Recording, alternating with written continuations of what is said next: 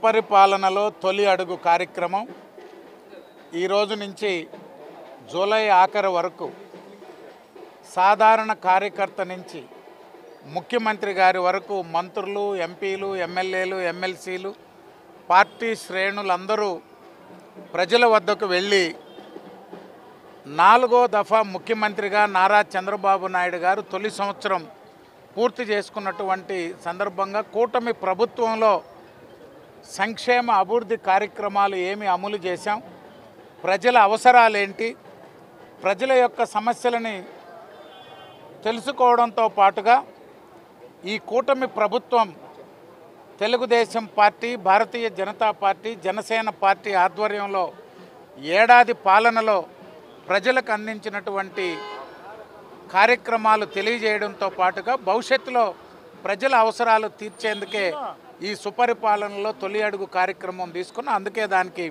4.1 అంటే 4వ దఫా ముఖ్యమంత్రిగా తొలి ఏడాది పూర్తి చేసుకున్న సందర్భంగా ఈ కార్యక్రమం తీసుకున్నాం. ప్రజల్లో ఎక్కడికి వెళ్ళినా ఉత్సాహంగా, ఆనందంగా, సంతోషంగా జేజేలు పలుకుతూ ముందుకు వస్తున్నారు.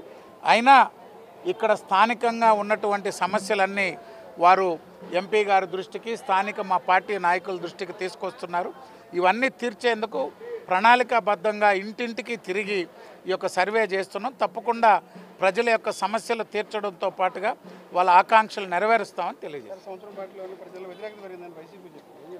అంటే వైసీపీ అంతకంటే ఏం చెప్పొద్ది, జగన్మోహన్ రెడ్డి గారి మీద పెరుగుతున్నటువంటి వాళ్ళ పార్టీలో వ్యతిరేకతకి, జగన్మోహన్ రెడ్డి ప్రభుత్వంలో దోపిడీదారులు, దొంగలు, అవినీతి పరులు, అరాచక శక్తులు మీద జరుగుతున్నటువంటి ప్రజలు స్వచ్ఛందంగా వచ్చి పెడుతున్నటువంటి కేసులు, మా భూములు దోచేశారు, మా ఫ్యాక్టరీలు మూసేశారు, మా పరిశ్రమలను వెనక్కి నెట్టేశారు అని ప్రజలు తిరగబడి చేస్తున్నటువంటి పోరాటానికి భయపడి జగన్మోహన్ రెడ్డి గారు కొత్త డ్రామాలు ఆడుతున్నారు, ప్రజల్ని రెచ్చగొడుతున్నారు.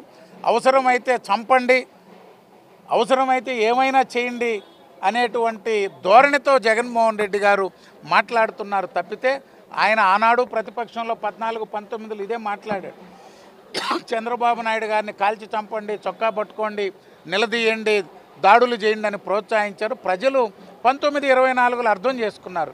ఇప్పుడు జగన్మోహన్ రెడ్డి గారి ప్రకటనలు, జగన్మోహన్ రెడ్డి గారి ఆలోచనల్ని అందరూ ప్రజలు అర్థం చేసుకుని ఎవరు నమ్మే పరిస్థితి లేదు. ఇది డ్రామా అండి. జగన్మోహన్ రెడ్డి గారికి ఎక్కడ పర్మిషన్ ఇవ్వలేదు. ఆయన ఎక్కడైనా విచారింపులకో పలకరింపులకో పోతున్నాడా? ఏదో దాడులు చేయడానికి పోయినట్టుగా ఉంది. ప్రజలని పక్కదారి పట్టించేందుకు వాళ్ళ కార్యకర్తలని రెచ్చగొట్టి దాంట్లో బ్లేడు బ్యాచ్ల్ని, గంజాయి బ్యాచ్ల్ని, డ్రగ్గిస్టుల్ని, అందరినీ రౌడీ షీటర్లని ఉసిగొల్పి ప్రభుత్వాన్ని మీద రెచ్చగొడుతున్నాడు. నెల్లూరులో ఆయన వచ్చి విచారించుకుంటూ ఎవరొద్దన్నారు?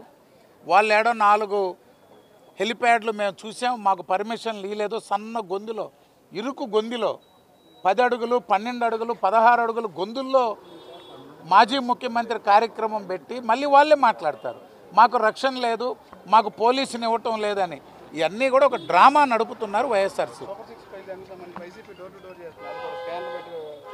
మేము ప్రజలకి సంక్షేమాన్ని అందిస్తున్నాం, ప్రజలు మమ్మల్ని ఆదరిస్తున్నారు.